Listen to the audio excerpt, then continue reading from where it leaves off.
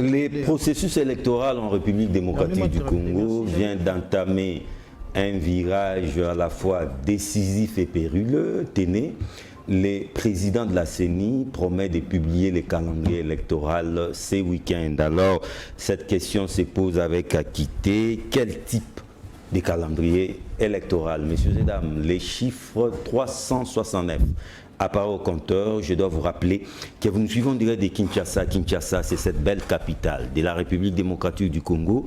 Encore une fois, bienvenue à tous et à toutes dans Débat 24. Toujours bien entouré, comme toujours. Je suis heureux de la présence de M. Trésor Kalala. Trésor Kalala n'est plus à présenter. Il est le secrétaire national en charge de la communication et médias à AADC. AADC veut dire Alliance pour les élections, Alliance pour les actions de développement du Congo et initiateur du mouvement patriotique Sentinelle de la Nation. Bienvenue, Trésor Kalala. Merci beaucoup, M. John, pour l'invitation. Je profite de l'occasion pour saluer les co-débatteurs sur ce plateau, ainsi que tous les téléspectateurs qui sont en train de nous suivre.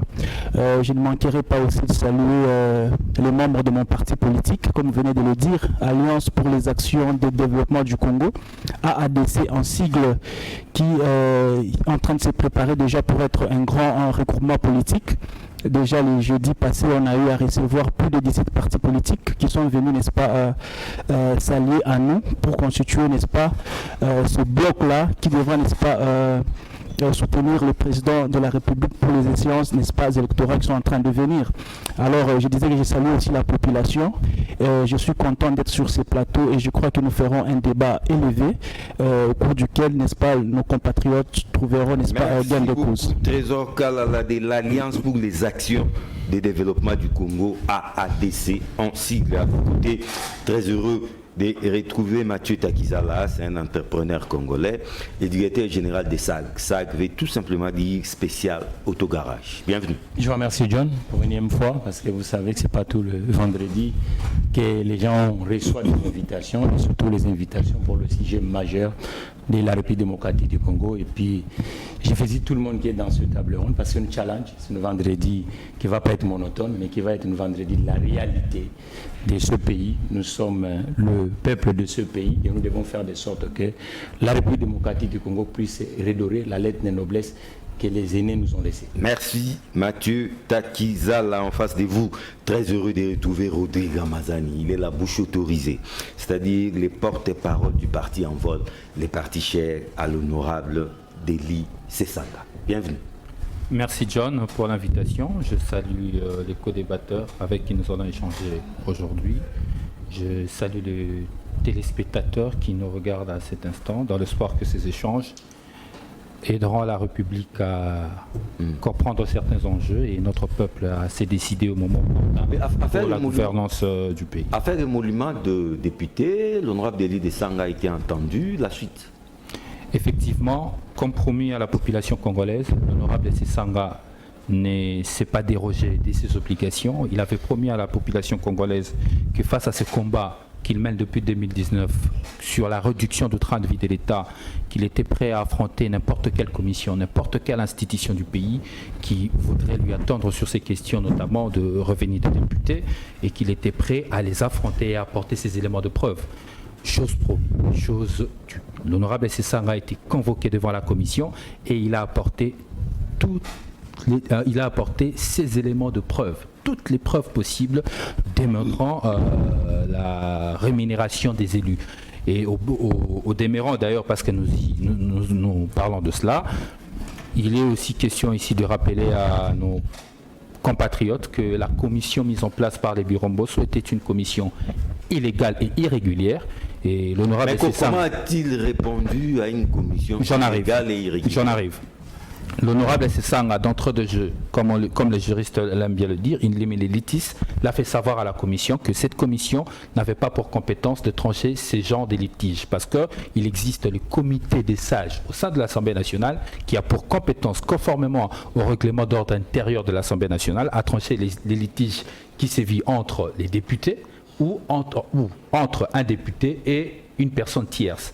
Et ce n'était que devant cette commission qu'il pouvait répondre. Mais parce qu'il s'est retrouvé devant ses pairs, devant ses collègues députés et qu'il s'agissait d'une question éminemment des députés, mais aussi qui touchait la vie de la nation et porter l'intérêt de la population, l'honorable Sesanga, pour que personne puisse prétendre une fuite de l'honorable Sesanga, ces derniers a accepté de se présenter devant ses collègues, pas devant la commission, cette commission irrégulière. Cette commission irrégulière, et a déposé tous les éléments de preuve. Donc, le bureau Mbosso voulait des preuves, ils ont des preuves.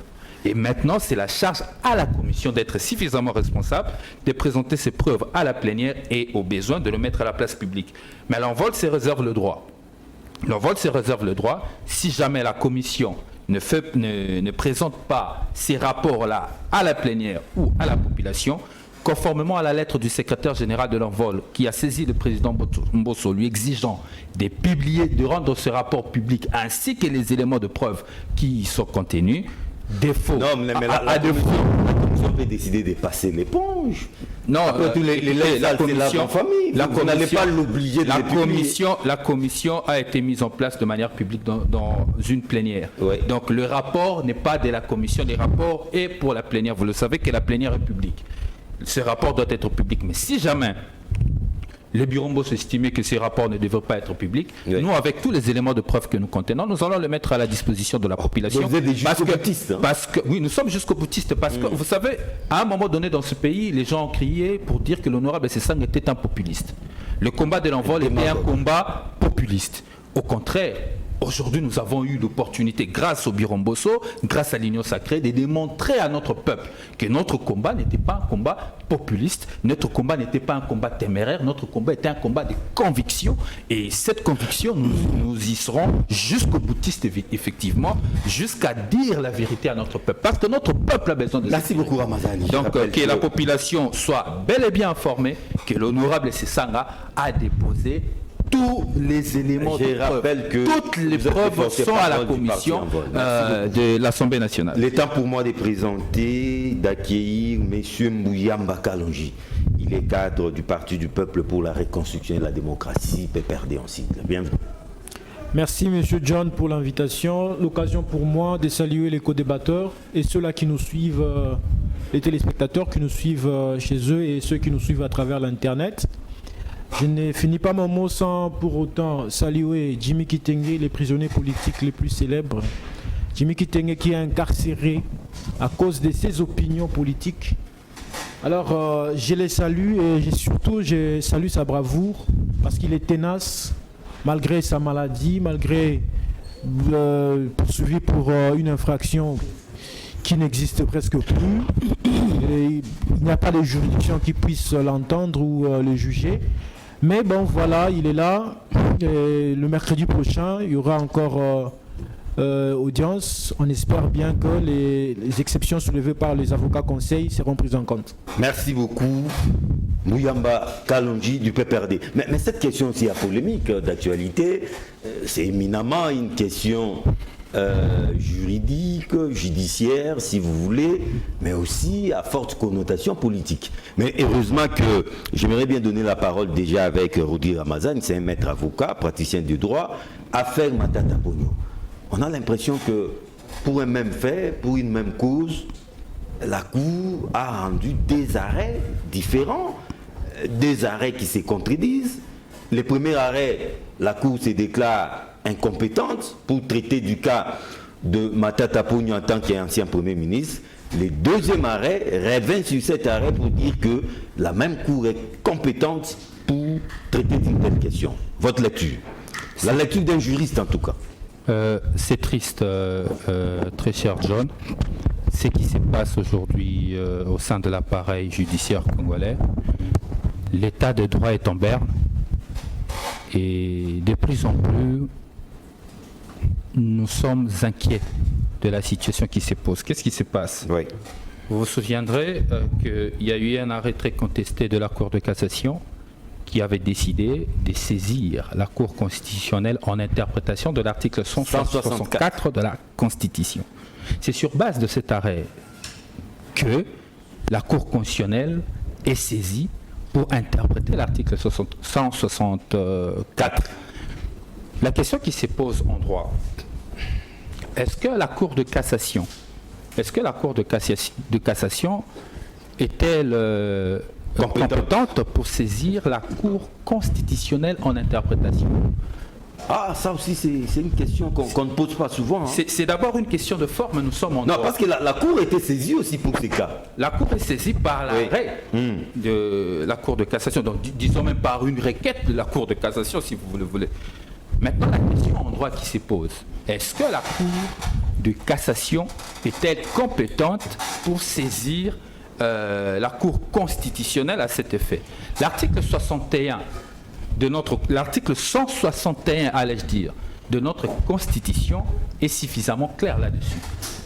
L'article 161 de la Constitution qui règle cette question de la saisine en interprétation de la Cour constitutionnelle sur une question de la Constitution cite clairement ceux qui peuvent citer, et de manière limitative, de manière exhaustive, ceux qui peuvent saisir la Cour de cassation en interprétation. Et on ne voit pas la Cour de cassation constitutionnelle en interprétation.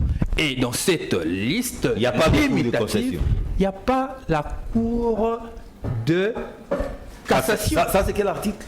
161 de la Constitution. Donc la Cour de cassation n'a pas qualité. Oui. Lorsque la Cour est venue poser cette question à la Cour constitutionnelle, la réponse de droit de la Cour constitutionnelle devait déclarer la requête de la Cour de cassation irrecevable. C'est la forme. Nous sommes dans la forme avant d'analyser le fond. On ne pouvait même pas arriver au fond si nous étions dans un état où le droit devait être dit. Mais vous comprenez avec moi que nous sommes loin d'un état de droit, nous sommes dans un système où la Cour constitutionnelle est manipulée à souhait pour servir des intérêts politiques. Mais après, on parle encore de... Ça, c'est encore quelle disposition? Je parle de l'article 161 de la Constitution. On nous dit encore que la Cour a été saisie en inconstitutionnalité de l'arrêt de la Cour constitutionnelle. Bon, vous savez, il y a des choses compliquées. Depuis quand un arrêt, un jugement devient inconstitutionnel? Je ne comprends pas. Là, je l'ai appris, je crois, dans une affaire où la Cour a décidé, dans l'affaire BCD Equity Bank contre je ne sais pas laquelle famille, la Cour a décidé que non, une décision de justice était inconstitutionnelle. Depuis quand une décision de justice est inconstitutionnelle? Mais lorsque cette décision énerve la Constitution, ça peut arriver. Écoutez, l'inconstitutionnalité est liée au texte, au texte de loi. C'est un texte de loi qui est inconstitutionnel. Mais une décision judiciaire peut énerver la Constitution. Non, écoutez, non, peut contenir une disposition inconstitutionnelle. Il faut attaquer la disposition inconstitutionnelle, soulever soit devant la juridiction qui est saisie de l'affaire l'exception d'inconstitutionnalité. Il faut soulever l'exception de constitutionnalité contre une décision, non pas contre la décision, mais contre une loi ou une disposition qui va être appliquée. Non pas contre un arrêt.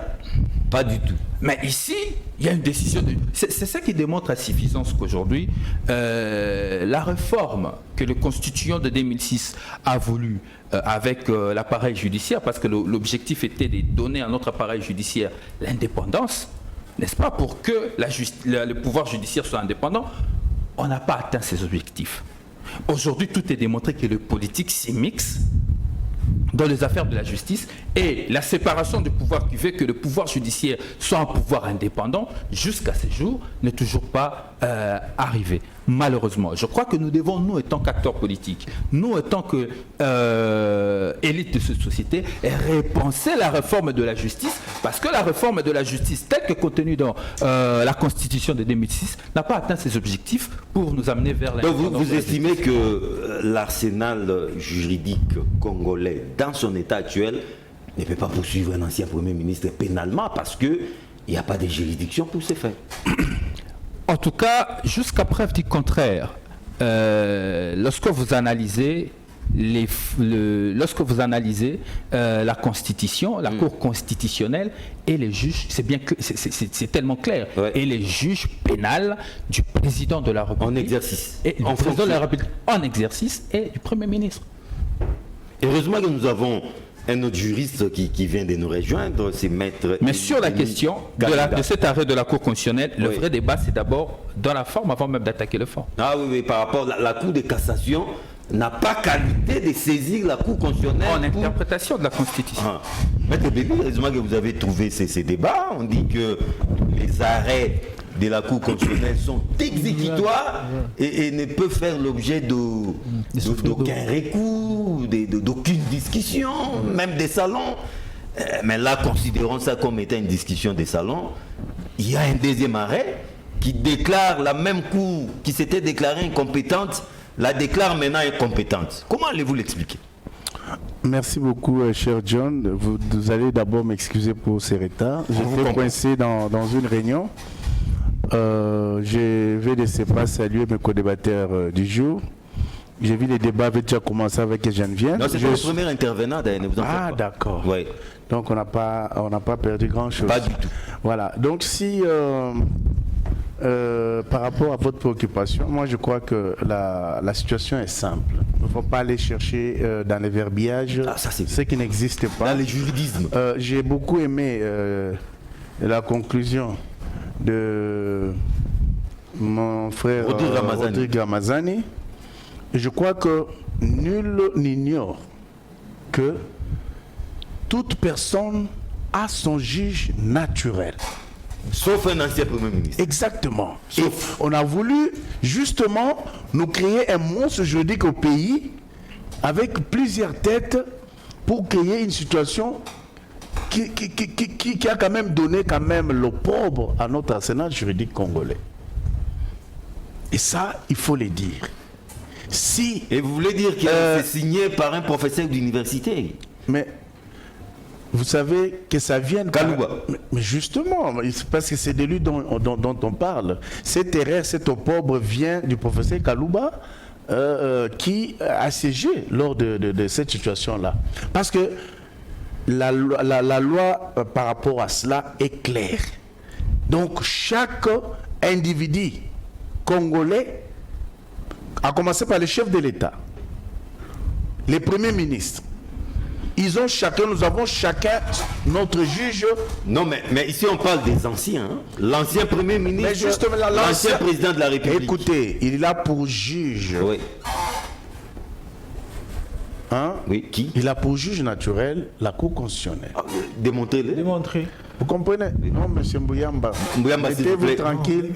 Sinon, moi, je ne voudrais pas vos habitudes de bassesse là. Mbouyamba, n'acculez pas mon invité. Non, non. C'est pas votre rôle. Et si je savais que il y a des aventures comme ça, comme vous avez l'habitude de les faire, je me mettrais debout, je partirais. Non, parce que des débats sans niveau, comme vous avez l'habitude de les faire, pas avec moi. Mbouyamba, calmez-vous, laissez mon invité. Parce que déjà, ce débat n'est pas à votre niveau. Merci. Allons-y maintenant. Vous pouvez l'étayer par des dispositions constitutionnelles alors. Vous comprenez? Moi, je suis en train de répondre à une préoccupation par rapport au débat du jour. Une préoccupation. Est-ce que M. Matata a un juge naturel? Oui, il en a un. C'est qui? Et lorsqu'on nous fait croire qu'il n'en a pas, c'est là le grand problème. Et si la Cour constitutionnelle peut se dire en corrigeant une erreur qui a été commise en son sein pour constituer une jurisprudence. Mais les décisions de la Cour sont exécutoires. Mais justement, ils sont exécutoires. Oui. Mais lorsque la Cour, à son niveau, estime que pareille erreur ne peut pas demeurer. Vous comprenez? Oui. Parce que, vous savez, il y a une chose. Hein, il n'y a qu'au Congo où on a tendance à chercher à falsifier les choses parce qu'on est dans l'opposition. C'est long. Oui, justement. Oui. Parce que, est-ce qu'on peut considérer qu'un ancien chef de l'État n'est pas un juge naturel? C'est un intouchable. Ça, c'est non-sens. Quoi qu'on veuille nous dire ici, quelles que soient les théories qu'on peut vouloir développer ici, ce serait aberrant de constater que l'erreur commise par la Cour constitutionnelle à l'époque doit l'emporter sur le bon sens ou les fautes commises à l'occasion de son exercice en tant que ministre ou premier ministre ne soient pas jugées. Vous comprenez? Donc si la Cour constitutionnelle a estimé qu'elle est compétente et que les faits pour l'ancien juge constitutionnel Kalouba et son équipe qui ont eu à juger de cette action ont estimé que M. Matata n'était pas compétent d'être jugé devant la Cour constitutionnelle. Mais si les autres ont estimé que c'était une aberration, c'était une erreur et qu'on ne pouvait pas laisser comme ça, ça constitue une jurisprudence. Cela constitue une jurisprudence. quoi qu'on dise sur cette table, on va chercher la forme, les fonds, mais c'est une erreur qui devait être corrigée parce que Matata ne peut pas rester sans juge naturel. Mais M. Kalinga, là c'est un avis politique que vous donnez ou c'est un expert des droits qui parle? Je vous parle en tant qu'expert en droit. Ah, ok. C'est Vous pas comprenez? un politique qui parle. Non. Mettons d'abord la politique de côté. Ok. Vous comprenez? Mettons d'abord la politique de côté. Vous savez, lorsque une personne commet une faute, lorsqu'il est en fonction, vous comprenez? Et si en ce moment-là, cette personne ne peut pas être poursuivable, et que à la fin de son mandat, on estime que pour avoir fait ça, aujourd'hui, ça constitue une faute et il doit être poursuivi. Vous comprenez? Il se pose maintenant la question sur la compétence de la juridiction ayant pour mission de juger la personne. C'est là la grande question. Mais pour le cas de M. Matata, on nous a fait croire que M. Matata n'a pas un juge naturel au Congo. En tant qu'ancien premier En tant ministre. qu'ancien premier Pénalement. ministre. Et pénalement. Alors que Ramazani qui est devant moi l'a dit clairement. Il a dit quoi? Il a dit clairement que l'ancien ministre, comme les ministres en fonction, ils ont un juge naturel. Chaque... C'est pas mes propos, s'il vous plaît. Non, il n'a pas dit ça. Il n'a Chers pas dit ça. confrères, soyez Je sincères. n'ai pas très bien suivi. Ne rebondissez pas sur de faussetés pour argumenter contre moi. attention Ramazani. Il ne faut pas aussi m'amener dans les imbroglios. Si je ne t'ai pas bien saisi, Si c'était des imbroglios, comme vous corrigez, c'est bon, vous pouvez continuer. C'est pas un débat même. C'est juste mes propos que je suis en train de requalifier pour que cela vous ne vous voilà. fassiez pas des rebondissements.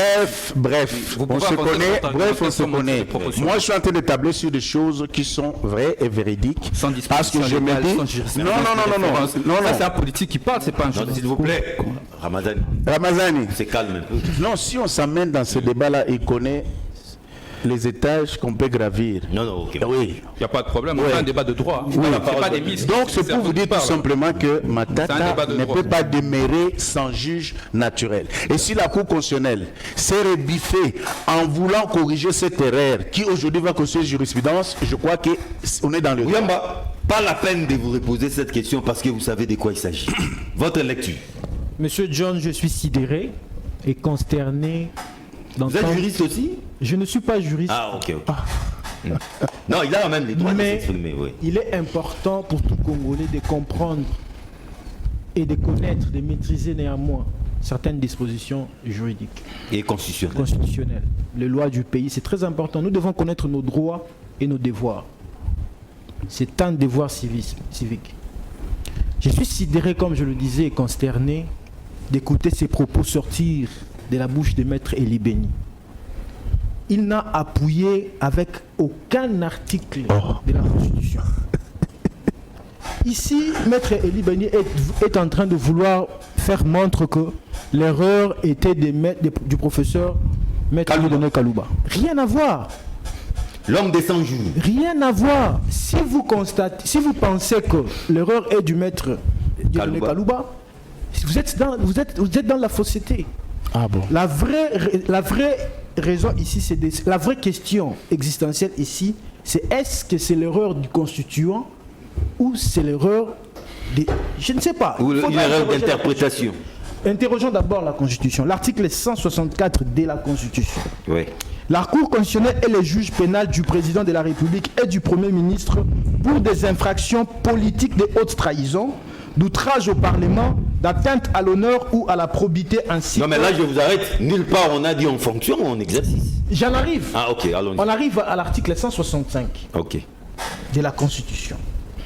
Le problème ici, Monsieur John, c'est que nous faisons face à un régime dictatorial qui s'est permis de nous dire même en prélude que nous allons violer les dispositions tant constitutionnelles que les lois organiques, les lois du pays, seulement pour donner du bonheur. Donc s'il faille violer la Constitution, nous allons Donc violer vous la voulez dire que c'est un acharnement sur la personne C'est de un Matata pour vous? acharnement. Pour quelle C'est un raison? acharnement. Pour quelle raison? Mais c'est Pourquoi Matata clair. doit tant déranger? C'est clair. Le problème Ouais. ici, c'est que si vous venez et que vous trouvez que certaines dispositions constitutionnelles frisent, mais vous avez la majorité au Parlement. Pourquoi vous ne révisez pas? Pourquoi vous ne proposez pas mieux que ça? Mais non, attendez. Il y a d'abord cette étape qu'il faut franchir avant l'autre. Ça, c'est un acharnement à l'œil nu. Ça se voit. Et je vais faire une lecture politique. On va poursuivre l'ancien Premier ministre Matata Ponyo sur l'affaire Boukangalonzo. Est-ce que c'est lui qui était le ministre sectoriel? Non, en fait, là n'est pas le problème. Là, c'est un autre débat en tout cas. Moi, j'ai pris seulement cet angle juridique. D'abord, j'ai fait une lecture politique. Non, là, c'est un autre débat. De la véracité des faits, c'est un autre problème. Permettez-moi d'en arriver là. Moi, c'est par rapport à la Cour constitutionnelle. Merci, mais permettez-moi, j'en arrive. J'ai dit, dans cette affaire, il n'est pas seul. Certains sont même présidents du Sénat, etc. Pourquoi on n'est pas... Président du Sénat? Oui. Comment ça? Bahati Lukwebo? Oui. En quoi il est impliqué? N'était-il pas ministre de l'économie nationale? Donc vous allez comprendre qu'il y a un acharnement. Et d'ailleurs, il y a une jurisprudence. Le ministre de l'économie nationale qui vient d'être viré pour les affaires de 6 millions de poissons achetés en Namibie. Pourquoi on n'a pas viré Sama Lukonde? Pourquoi on n'a pas convoqué Sama Lukonde et on a plutôt convoqué les ministres sectoriels? Moi je pense que, ça c'était une lecture politique, c'était une parenthèse, je veux ici dire que la question sur l'inconstitutionnalité, d'abord revenir sur un arrêt de la Cour constitutionnelle, c'est une insulte à la mémoire collective. Mais si cet arrêt, non, un instant, si cet arrêt... Les arrets de la Cour constitutionnelle sont ignorables. Si cet arrêt visiblement était une monstruosité juridique, visiblement j'ai dit, que faire? On ne peut pas y revenir. S'il vous plaît, oui. C'est pas... Vous avez les constituants, vous avez les lois. On dit qu'un arrêt rendu, la Cour constitutionnelle ne peut pas contredire son propre arrêt. Là, je suis dans les termes simples pour que seuls les téléspectateurs qui nous suivent comprennent. Mais comment en arriver là? Si ce n'est pas un acharnement. Bon, ok. C'est clair. D'après vous, quel est ce juge qui peut juger Matata Ponyo en tant que Premier ministre, ancien Premier ministre? Pour l'instant, il n'y a pas de juge. Matata Ponyo n'a pas de juge. L'homme est intouchable. C'est comme Matata Ponyo et comme le président. Vous n'énervez pas le bon sens, ça. Non, mais le problème, c'est lorsque vous constatez qu'il y avait infraction, il y avait haute trahison. Mais c'est à ce moment-là qu'il faille entamer la démarche. Non, il faut lire, peut-être mettre en accusation. On ne pouvait pas les ce sont les articles de la Constitution. Je n'invente rien. Et les professeurs Dieudonné Kalouba ne pouvaient pas entrer en contradiction avec ce qu'il a pondu comme note. C'est clair. Aujourd'hui, la mission est simple. La mission qu'on a donnée à monsieur l'actuel président de la Cour, Kamuleta, c'est clair, c'est de faire tomber Matata Ponyo. Mais pour quel motif? Voilà, les raisons sont politiques. Matata dérange? Matata dérange, Matata est présidentiable. Il n'y a pas que Matata Ponyo qui aurait une quelconque infraction. Les premiers ministres sont les gens. Il y a déjà une liste noire comme ça. Mais pourquoi on poursuit seul Matata Ponyo? C'est adhère ici ou livre cela. Voilà, c'est clair. Je prends Trésor Kalala tant qu'il est politique, c'est vrai. Comment allez-vous interpréter, analyser ces feuilletons Matata Ponyo où pour une même cause, nous avons eu des arrêts visiblement contradictoires? Visiblement. Merci beaucoup John pour la parole que vous nous accordez. Déjà ici, il ne faudrait pas nous étaler sur l'imaginaire, parce que moi je considère que il y a eu un Premier ministre dans ces pays qui a eu, n'est-ce pas, à gérer de fonds pour un projet bien précis, pour lesquels à l'issue, on n'a pas vu les résultats. Rien du tout. Pendant qu'il y a eu des fonds décaissés. Alors, est-ce qu'il faut rester comme ça, dans l'imaginaire, en train de faire des débats juridiques? Je ne pense pas. Mais l'article 163 de la Constitution... 163. Oui, nous dit que Matata Ponyo, plutôt le président de la République et les premiers ministres sont justiciables, n'est-ce pas, devant la Cour constitutionnelle. 164, pas 163. 163 d'abord. 163. La Cour constitutionnelle est la juridiction pénale du chef de l'État et du Premier ministre dans les cas et conditions prévus par la Constitution. Voilà. Donc là, vous voyez que Matata Ponyo est en train de bénéficier d'un privilège des juridictions. Mais là, on ne parle pas d'un ancien Premier ministre. Non, même, j'en arrive. Okay. Il est Premier ministre. Il commet des infractions. pendant qu'il est Premier ministre. Voilà. Ok? Maintenant, la question, c'est de savoir, il quitte ses fonctions Oui. avec ces infractions-là déjà commises. Ces infractions entre guillemets. Hein? Non, bon, ok, Oui. entre guillemets, parce que pour déterminer l'infraction, Voilà. c'est le juge qui Voilà. qui doit se prononcer par un jugement. Bon, ou arrêt, comme il s'agit de la Cour. Voilà, il quitte les fonctions, il a eu à gérer un projet pour lequel on a eu à dépenser Qui a accouché énormément, beaucoup d'argent, on n'a rien vu. une souris. Et vous voulez que monsieur ne soit pas jugé tout simplement parce que il y aurait eu Non, mais Kalala, Non, mais- ça c'est peut-être le bon sens, mais c'est pas ça les droits. non, écoutez, Nous parlons droit. Les droits n'ont pas de écoutez, Peut-être notre, parce que notre arsenal juridique a laissé des brèches. votre question principale, c'était quoi? Oui, Il y a eu deux arrêts. contradictoire. Le premier arrêt du président Kalouba, qui La dit Cour est la Cour est incompétente. Les Voilà, deuxièmes- il y a un deuxième arrêt. La Cour devient compétente. Compétente. Écoutez, moi je crois que dans ces pays, on a eu déjà une jurisprudence lors n'est-ce pas, des élections, lorsqu'il y a eu réclamation de nos députés. Ah, la Cour peut s'aider. La Cour constitutionnelle, écoutez, là, la Cour constitutionnelle a eu à corriger les erreurs. C'est des nuits blanches, Voilà. c'est les dents devant la La Cour Oui. constitutionnelle a eu à ça, corriger. vous autres. La Cour constitutionnelle a eu à corriger des erreurs matérielles. Ah, Bon, alors, mais je vous n'ai parlez d'erreurs je n'ai pas lu profondément l'arrêt du juge Kamulete. Pour dire vrai, je ne l'ai pas lu. Et d'ailleurs, votre question est tombée comme un cheveu dans la soupe pendant que la thématique était une autre thématique. Je crois qu'il serait mieux peut-être d'annoncer la thématique avant. On pouvait bien creuser pour apporter des éléments solides. Mais à ce que je sache, ok, il y a eu un premier arrêt, il y a eu un deuxième arrêt. Est-ce que ces deuxièmes étaient dans le sens de corriger une erreur matérielle qui était, n'est-ce pas, commise à la première? Je ne sais pas. Mais en définitive, ok, monsieur Matata Pognon, il a eu à gérer énormément de fonds pour un projet bien déterminé Et doit être jugé. et qui par la suite, on n'a pas vu les résultats. Alors, Et doit nécessairement être jugé. oui, la population qui est en train de le suivre. Et un juge, on doit les... Non, moi je crois impérativement, Oui. il doit être jugé parce que la justice a aussi le rôle d'instaurer la paix sociale. Jugé par qui? C'est ça les... Non, mais écoutez, la Constitution mais nous le dit. La Cour constitutionnelle est juge du président de la République et du Premier ministre.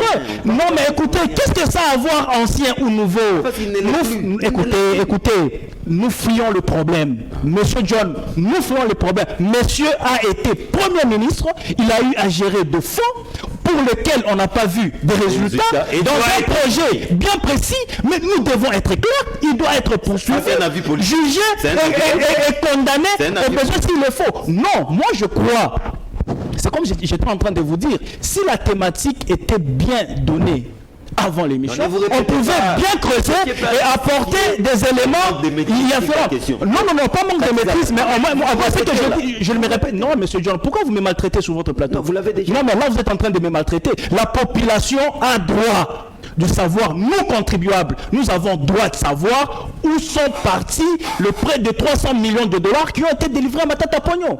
C'est plus simple que ça, monsieur John. Merci beaucoup, monsieur Trésor Kalala. Peut-être un entrepreneur aura une lecture différente. Vous savez, Affaire Matata Pognon. Vous savez, John, nous avons à peu près les mêmes institutions que la France. Le pôle financier a un rôle. Rappelez-vous les deux anciens premiers ministres français. Pourquoi on a un pôle financier? Là, on parle des problématiques économiques. Il faut réformer le système. Non, économico-judiciaire. Oui, mais économico-judiciaire, mais il faut le soubassement, il faut le socle. On ne va pas traiter ça par des humeurs. Non. Je crois que le système congolais est à refondre. On doit évoluer. Il faut reconnaître des erreurs.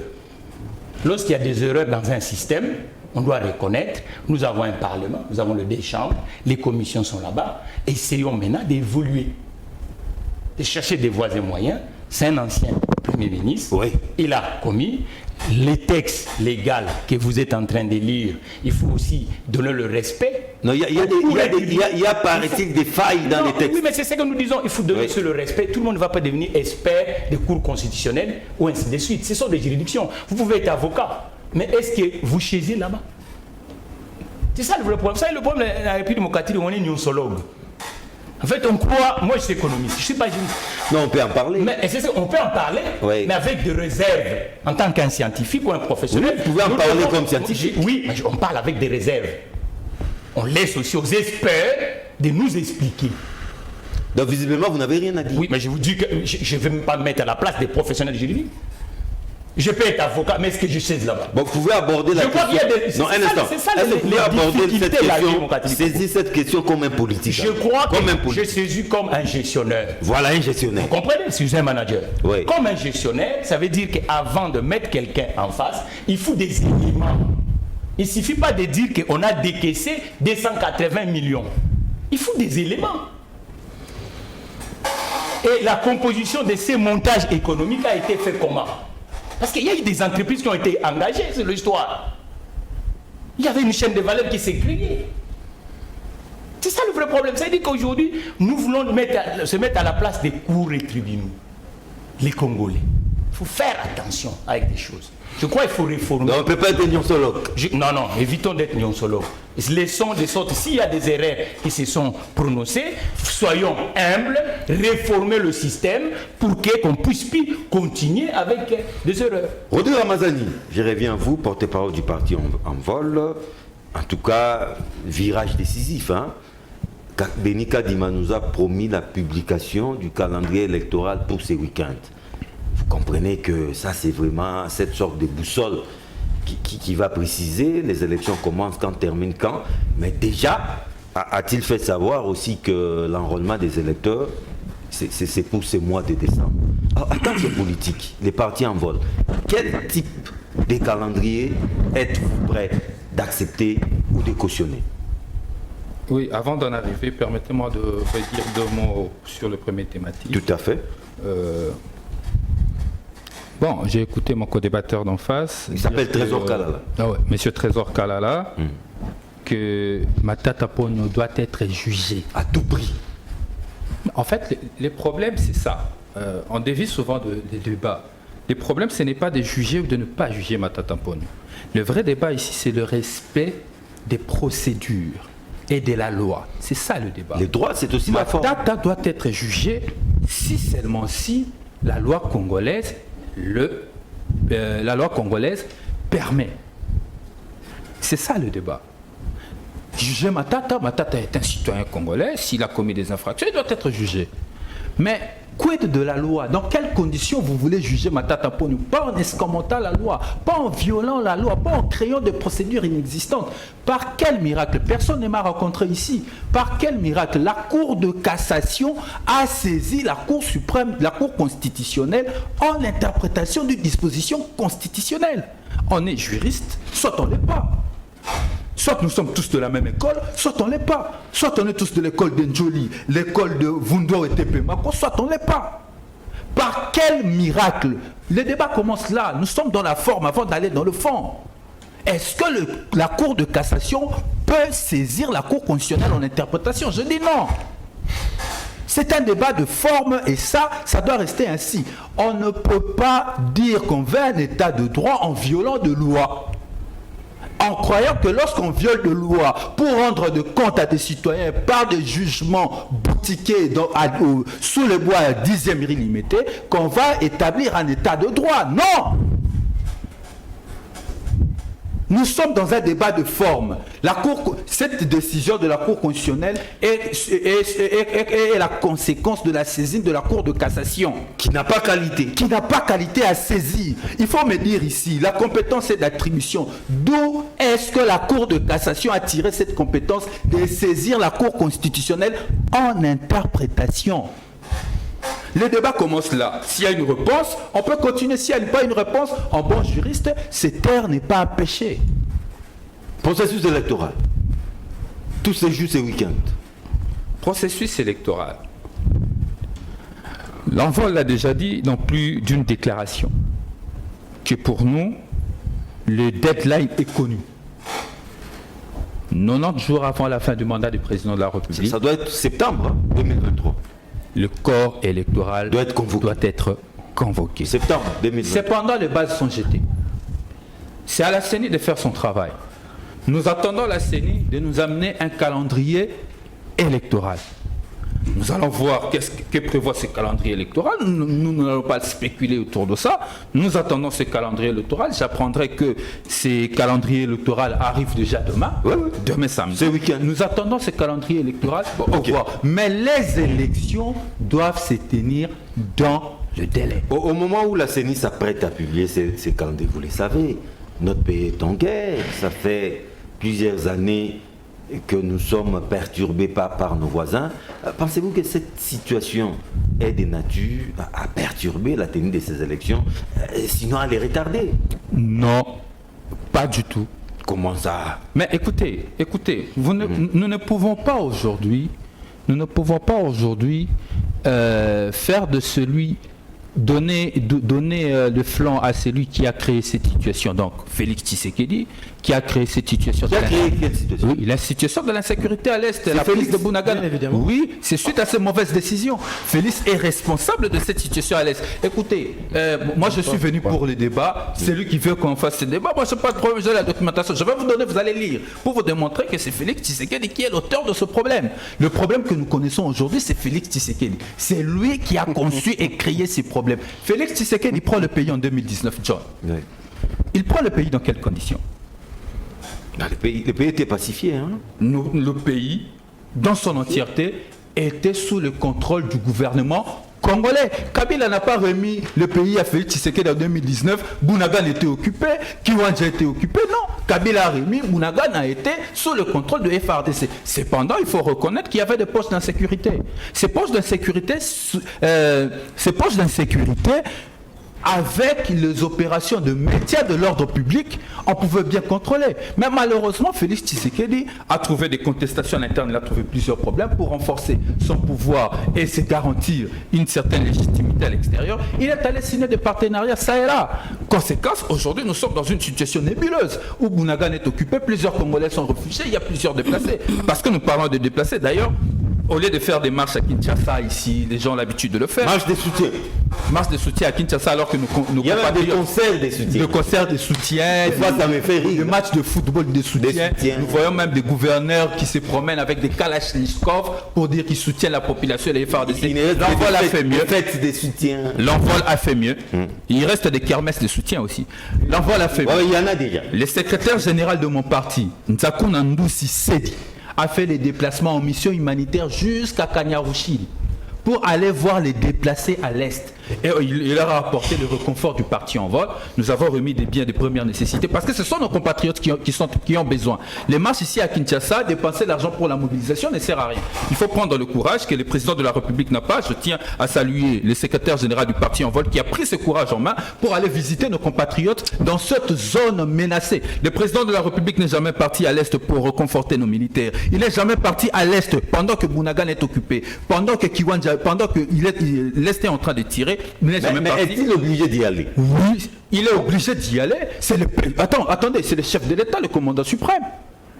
Et s'il y allait, la guerre s'arrête. Pouvez-vous imaginer que Uhuru Kenyatta a fait les déplacements jusqu'à aller reconforter nos compatriotes alors que les Tchadiens même morts. Alors que le président de la République démocratique du Congo n'a pas le courage d'aller voir nos compatriotes qui sont en train de souffrir.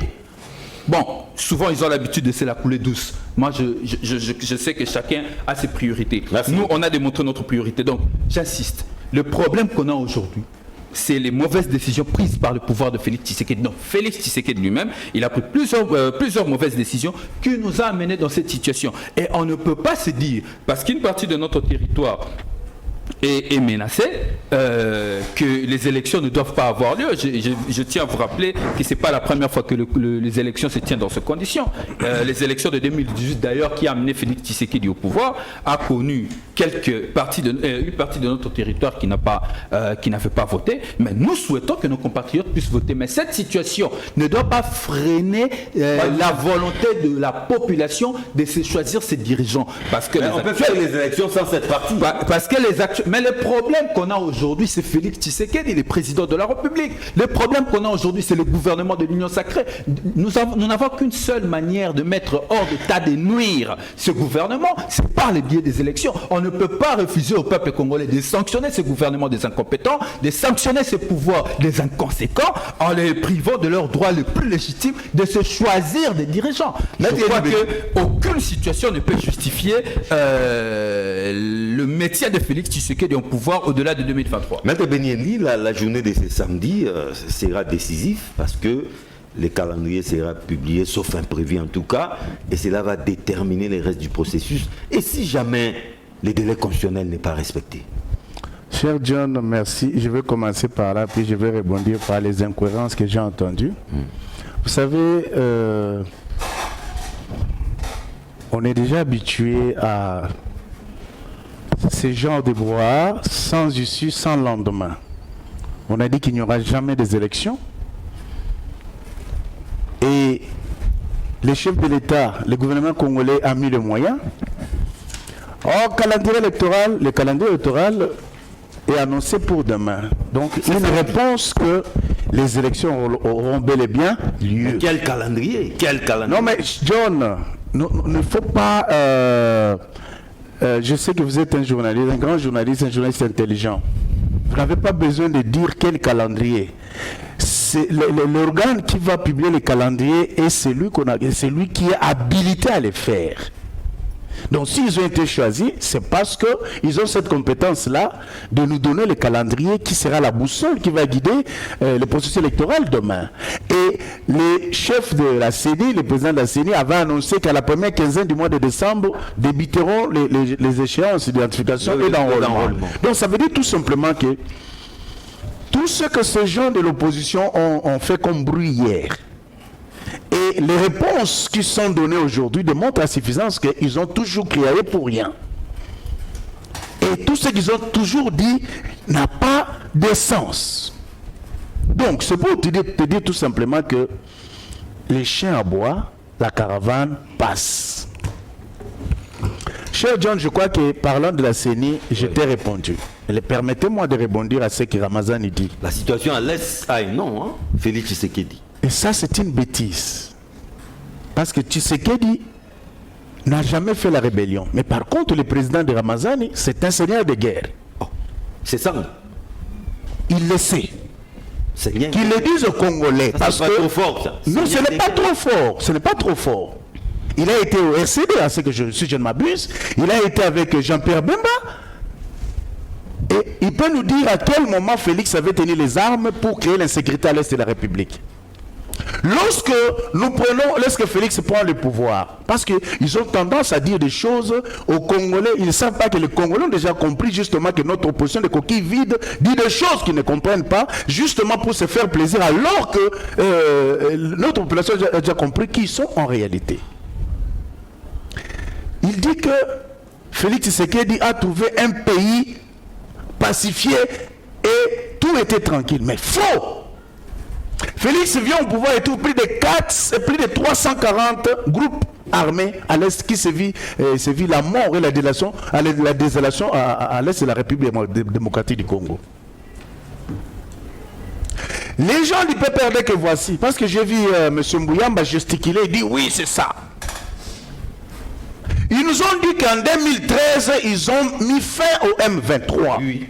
Les M23 étaient... Raisonnons, mais justement raisonnons par l'absurde de cher John. Si réellement les M23 étaient anéantis, si réellement le régime Kabila était venu à bout du M23, mais d'où vient que le M23 doit ressusciter en 2022? Parce que nous avons des ministres M23 dans ce pays, nous avons des DG M23, nous avons des généraux de la police comme de l'armée, dans la fonction publique, les mandataires du M23. Et le M23 même a été converti en parti politique. Et on veut se jouer de qui dans ce pays? Donc, c'est pour vous dire que pour qu'on sente qu'on est dans l'opposition, s'il y a un démon à 1000 têtes, c'est Félix Tshisekedi. Mais c'est n'importe quoi, cher John. Les Congolais qui nous suivent ce soir comprendront que mon frère Rodrigue Ramazani, avec son président, hier, ils étaient dans l'Union sacrée. À cause de l'instabilité, à cause de l'insatisfaction, ils sont allés dans l'opposition, ils tiennent même le même langage aujourd'hui avec les PPRD. Non, tout ce que Félix fait, c'est lui le responsable. Et mais qu'ils nous disent, c'est ça, c'est à genoux, quand on a pu demander pardon, sans quoi il n'allait pas voir l'électorat pour être au Parlement aujourd'hui. Il est là qu'ils nous disent. C'est ça qu'on a soutenu Félix. Il a dit au peuple kassaïen, en compagnie de Loubaya, ils étaient tous devant le peuple kassaïen. Soutenons, alors qu'ils étaient avec... Au détriment des Fayoulou. Oui, au détriment de Moïse Katumbi. Ils étaient avec Katumbi. Mais pendant qu'ils étaient dans l'opposition, ils ont vu que si le nom de Félix n'est pas cité devant le peuple kassaïen, ils ne pourront jamais être élus. Parce que le papa qui était à l'Assemblée provinciale a été dégagé. Par mécontentement, on devient opposant farouche. Tout ce qui est rouge, tout ce qui est blanc devient rouge. Donc c'est pour vous dire que, je vais laisser-moi conclure, pour vous dire que on ne peut pas se moquer du peuple congolais. Parce que le problème à l'est du pays s'appelle régime Kabila et alliés. Merci beaucoup. Vous comprenez? Et non Félix, c'est calendrier, oui, déjà c'est week-end. Mais quel est ce calendrier que le PPRD est prêt d'accepter? Le PPRD, mon parti politique, n'attend rien de Denis Kadima. Comment ça? Vous n'êtes pas prêt pour aller aux élections? Je suis contre d'ailleurs ce que M. Eli Beni vient de dire maintenant, parce qu'il dit que l'opposition avait demandé les élections. Non, nous réitérons. Comment on veut publier le calendrier? Vous dites que... D'ailleurs, le calendrier, jusqu'à preuve du contraire, nous sommes en train de discuter du sexe des anges, parce qu'on ne sait même pas quel type de calendrier. Bien sûr, mais nous nous projetons dans la vie. Mais je vais revenir. Oui. Vous savez, nous réitérons notre opposition inchangée. Nous avions dit et nous disons que nous n'allions pas aux élections avec cette cour constitutionnelle qui a été mise en violation de la Constitution. Il y a toujours un débat sur ça. Et des lois organiques. Il vous souviendra que c'était pour la première fois que les juges ont été relégués. Je l'ai appris. Mais vous allez revenir sur ça? Oui, bien évidemment. Mais en mathématiques, moi je suis un homme des sciences. Je suis un ingénieur informaticien. On nous dit lorsque les prémices sont fausses, on ne peut pas s'attendre à d'autres résultats. À une bonne conclusion. Oui, on ne peut pas s'attendre à une bonne conclusion. C'est clair. Nous devons changer cette équipe de la CENI. Et nous devons changer l'équipe de la Cour constitutionnelle. Il faut mettre une équipe de la CENI qui inspire confiance. Nous savons tous comment Kadima est arrivé là. Quel est le procès verbal qui a été présenté? Par quel type de confession religieuse? Par quel type mais ce débat est toujours d'actualité. Mais bien sûr que oui. Comment peut-on changer de débat alors que c'est même le socle? Mais si on vous dit que les chiens aboient la caravane passe. Parce que même si on nous sortait un calendrier, je sais, global. Un meilleur calendrier. Ou même si on faisait les élections à 200 millions de dollars, à un prix le plus moins coûteux, nous savons que les résultats qui sortiront de la CENI mise en place par M. Félix Tshilombo et de cette Cour constitutionnelle qui va confirmer les résultats qui semblent déjà, qui démontrent déjà que ce sera un hold-up électoral. Alors, M. Mouyamba, à vous attendre, c'est comme si le PPRD n'est pas prêt pour participer à ces élections. S'il vous plaît, la force revient à la population. L'article 5 de la Constitution est clair. Le peuple... Mais le calendrier est là, allons-y. Le pouvoir souverain. Le calendrier n'est pas là, nous ne sommes même pas concernés par ce calendrier-là. Mais je vais aussi mettre un mot. On sait que M. Eli Beni a dit, il nous a acculé, il a dit que comment le M23 est ressuscité. 2013. Mais personne n'est plus éloquent que M. Tshilombo lui-même à la matière. Vous avez suivi les discours du président de la République qui dit que le 16e 23 là ont été défaits en 2013. Êtes-vous plus éloquent que M. Tshilombo en la matière? Le président de la République qui prend le pouvoir le 24 janvier 2019, il dit j'ai trouvé un pays pacifié, une armée organisée, 8e force africaine. Êtes-vous plus éloquent que M. Félix Tshilombo? J'en arrive. Et au-delà de cela, lorsque M. Ramazani dit que c'est M. Félix Tshilombo le responsable, et pourquoi vous prenez même le luxe de rire? C'est sérieux ce que nous sommes en train de dire. C'est son droit. C'est M. Félix Tshisekedi qui est allé faire adhérer la RDC à l'EAC. C'est là qu'on lui a imposé les dialogues avec les groupes armés. Et c'est Kagame, le patron des groupes armés, qui dit que là, il faut négocier avec les groupes armés. Sur la table, on pose M23.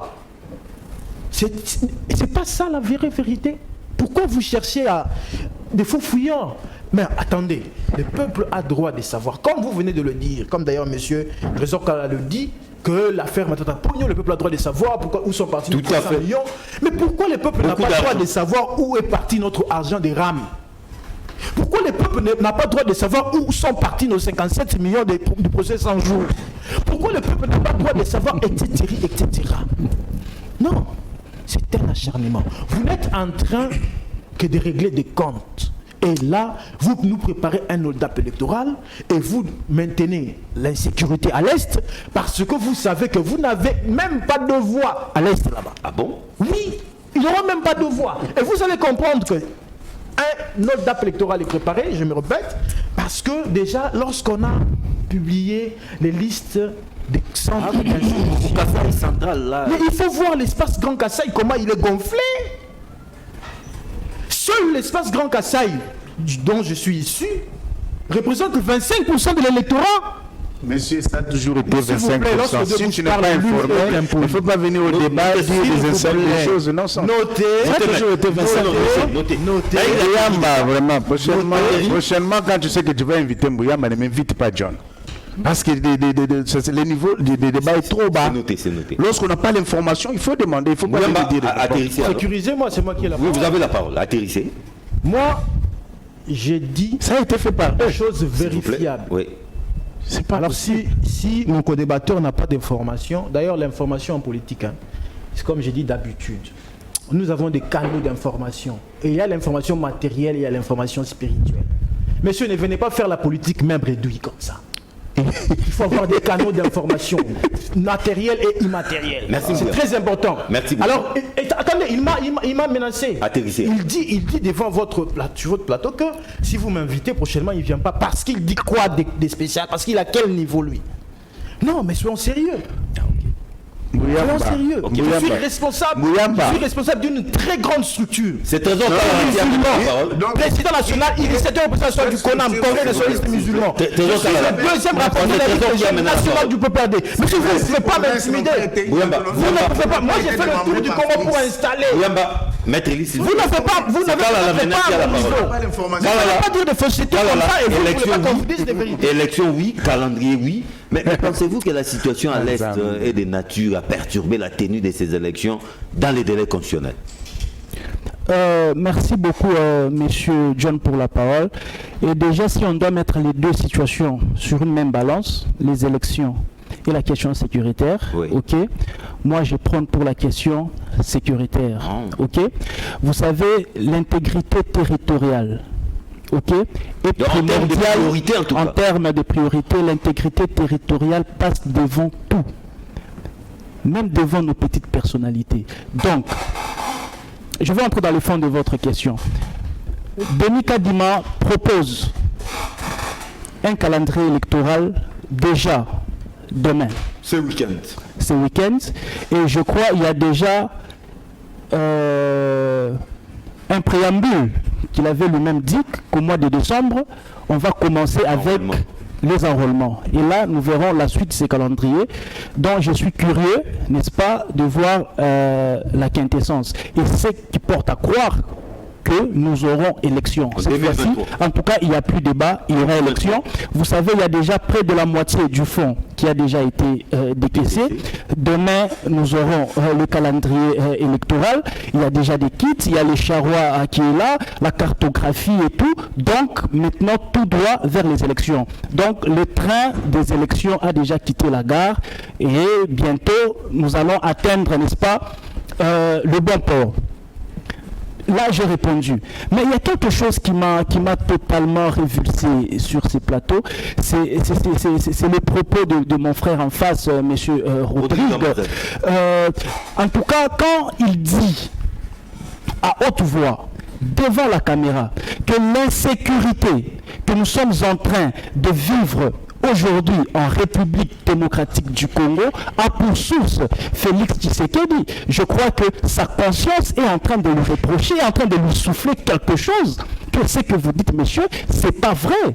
Écoutez, cette histoire date de bientôt, ça sera près de 3 décennies que nous sommes en guerre. Monsieur Félix Tshisekedi est au pouvoir à peine, bientôt ça sera 4 ans. Ok, et vous voulez dire que le Congo a commencé à exister avec Félix Tshisekedi? C'est comme si le Congo n'a jamais existé. C'est quand Félix Tshisekedi prend le pouvoir que le Congo a commencé à exister avec tous ces problèmes, y compris l'insécurité qui se vit à l'Est. Non, c'est faux. Vous savez que vous dites faux, et même les téléspectateurs qui sont en train de vous suivre ont vu que vous êtes en train de mentir, parce que nous sommes témoins de la source de cette guerre qui a commencé avec AFDEL, qui s'est succédé jusqu'à ce que nous sommes arrivés aujourd'hui au M23. Donc il ne faut pas détourner l'attention du Congolais. Heureusement, le Congolais n'est pas dupe. N'est pas dupe. Nous avons vu Moussa Kabila venu. Tout ce qui est arrivé là, ça poursuit là-bas. Et à l'intérieur là, il y a eu des rébellions. Notamment M. Denis Sanga qu'on défend sur ces plateaux. Il y a eu AFDEL, il y a eu RCD, il y a eu CNDP aujourd'hui, M23. Alors, quand on doit dire aujourd'hui que la source de la sécurité, c'est Tshisekedi, mais c'est faux, M. Rodrigue. L'un des éléments ou l'un des acteurs majeurs de l'insécurité que nous vivons dans ces pays, c'est Sanga fait partie. L'un des acteurs majeurs de l'insécurité que nous vivons dans ces pays, c'est Sanga. Et comme nous sommes avec toi sur ces plateaux, la source de l'insécurité au Congo, c'est Sanga. Il a les sons dans son main, dans ses yeux, dans ses oreilles. Ça coule de partout. Non, mais c'est pas personnel, parce qu'on dit que la source de l'insécurité, c'est Tshisekedi. Alors que Tshisekedi a 4 ans au pouvoir, il n'a jamais touché une arme, M. Tshisekedi. Il n'a jamais touché une arme. Il n'a jamais touché une arme. Mais qu'on me dise, il y a une guerre qui date de bientôt 3 décennies, que c'est Tshisekedi qui l'a amené dans 4 ans. Il faut être normal, M. John. Mais Tshisekedi, quand il arrive, il se bat pour finir cette guerre. Écoutez, depuis la nuit des temps, et même pour nous les nationaux, et même sur le plan international, on nous a toujours fait croire que cette histoire-là de l'insécurité, c'est une rébellion. Mais à une certaine période, effectivement, c'était une rébellion parce que nous avions eu de frères, de compatriotes qui se sont rebellés à l'image de ces Sanga. Ok? Parce qu'une rébellion, c'est un fils de la maison qui se rebelle. Ok? C'est un compatriote qui se rebelle contre, n'est-ce pas, le régime en place. Il se révolte, notamment les Sanga et les autres qu'on ne veut pas citer, de peur de les citer parce qu'ils ne sont pas là. Je m'adresse à la personne qui est avec moi. Ok? Ils ont contribué dans tout ça. Et on nous a fait croire ici que c'est une rébellion depuis un temps. Mais avec Tshisekedi, nous avons réussi à évoluer pour démontrer qu'il est en train de se battre pour finir ça. Il a réussi à montrer à la face du monde que la rébellion a eu à prendre fin depuis un certain moment. Et là, nous sommes même au niveau de l'agression. Ok, parce qu'il y a eu une agression avérée. C'est une agression. Il n'y a plus de débat. Il n'y a plus de débat aujourd'hui. Il s'avère que c'est une agression. Et là, c'est grâce à Félix Tshisekedi qui a su démontrer à la face du monde qu'il n'existe pas. Non, M. John, il n'existe pas d'une rébellion, mais c'est une agression. Et là, nous sommes même dans un sujet de droit international. Vous avez même vu un rapport des experts des Nations Unies approuver qu'effectivement, ce qui se passe au Congo, il s'agit bel et bien, n'est-ce pas, d'une agression. Monsieur Félix Tshisekedi, aujourd'hui, il dote à notre armée un budget qui n'a jamais existé que depuis que le Congo existe. Vous savez que le plus grand budget que nous avons eu dans ces pays concernant notre armée, il était de 150 millions de dollars. Mais avec Tshisekedi, pour 400 millions de dollars, on a évolué à 600 millions de dollars. Aujourd'hui, nous allons jusqu'à 1 400 millions de dollars. Alors, que l'on nous dise ici, c'est que Tshisekedi qui a amené cette guerre et qui ne veut pas la finir. Non, mais s'il vous plaît, faites sérieux. Là, les élections, c'est pour bientôt. Le calendrier sort demain. Êtes-vous prêt d'accepter quel type de calendrier? Moi, je pensais que quand on parlait de problématique de l'élection, on pouvait apaiser la façon de la rhétorique dans ce plateau. Ça nous divise aussi. C'est pas normal, ça. Nous devons être sérieux. Les sensations n'ont jamais créé un peuple. Vous savez, une élection, quand ça se fait dans le problématique sociale, les extrêmes gagnent. Quand il y a eu les gilets jaunes en France, et les politiques n'ont voulu pas regarder ça avec leur regard, après on a fini quoi? Les extrêmes sont au Parlement. Les élections, il ne suffit pas d'envoyer les gens le dimanche. Il ne suffit pas d'élire des gens. Il faut regarder la photographie de ce pays, la ruine qui est dans ce pays. Vous imaginez dans tout le secteur économique, il n'y a pas de champion national. Dans tout le secteur, même dans la ville de Kinshasa. Non, on parle calendrier. Non, mais écoutez, le calendrier est soutenu par quoi? L'argent des élections, qui le finance? C'est le système collectif. C'est la contribution des uns et des autres. Pourquoi on fait des élections? Pour faire avancer la société. Pour amener l'infrastructure. Pour donner à ces jeunes gens. Regarde à Kinshasa. J'ai pleuré hier. Je vois des jeunes gens avec des machettes. Les Kouloun. Le machette est fait pour couper et pour cultiver. La misère nous guette. Et on vient dans des plateaux, on fait comme si tout coule rose ici. Non! Nous devons être sérieux. Nous devons être sérieux. On a fait des élections. Si on veut aller dans ces élections de 2023, nous devons être humbles de comprendre que dans ce pays, il y a un problème social. Et que le problème social, il n'y a pas un État au monde que les politiques publiques tout seuls absorbent. Il faut que le politique public cherche à créer des alliés. Merci Takida. Et les alliés, c'est dans le PCF social. Les agents économiques. On vous a compris. Le pays est dans la rue, mais on s'amuse, on parle des élections. Les messages. Et vous allez voir que les élections sont devenues pour l'emploi. On aime pour les uns et les autres. On étudie pour être élu. C'est pas normal. Créons la vie en République démocratique du Congo. Les messages sont passés. L'administration doit faire des sortes que... On dit Ramazan en 60 secondes, hein, parce qu'on ne peut pas tenir.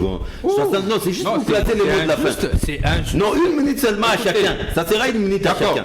Tu sais, par moment, j'ai du mal à débattre avec les intellectuels de l'IDPS et de l'Union sacrée. Apparemment, ils ont un problème de chronologie des faits énorme.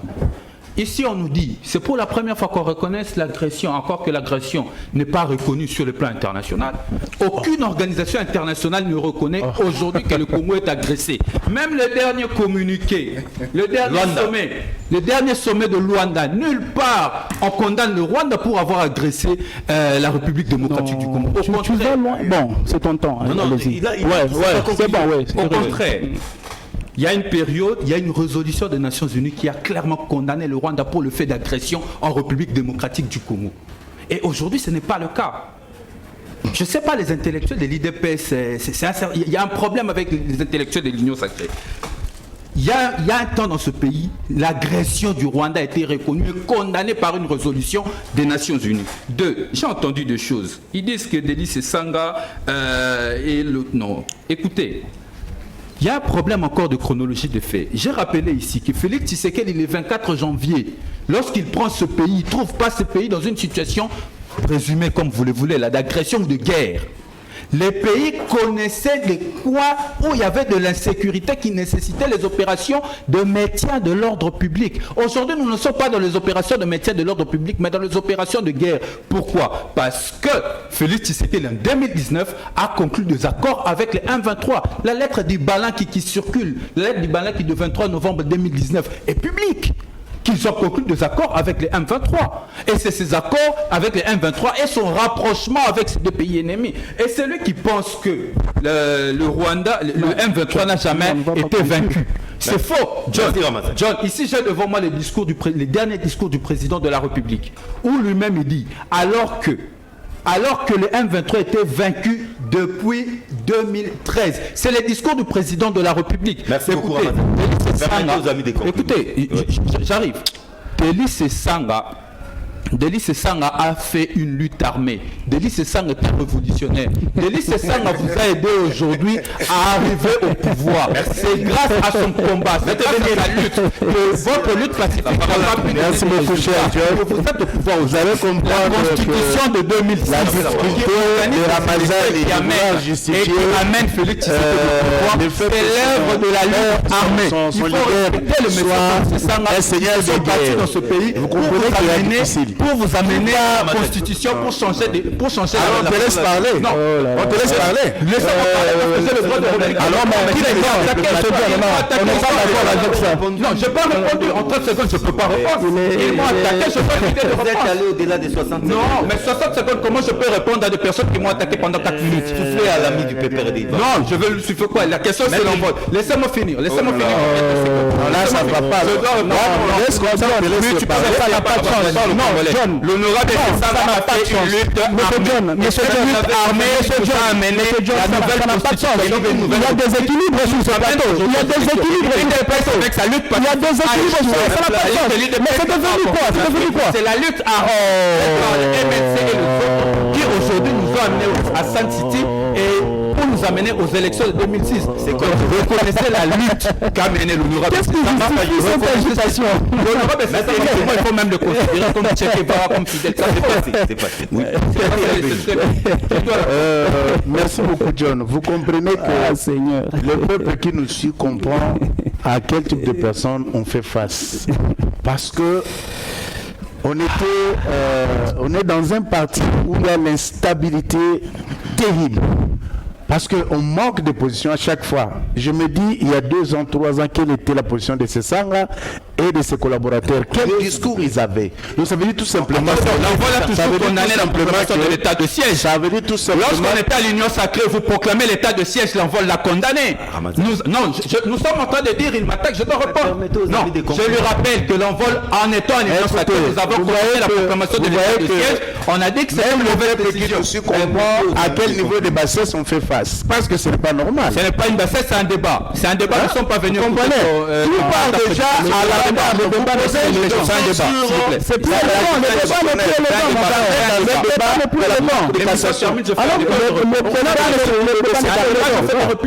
je fais des répliques.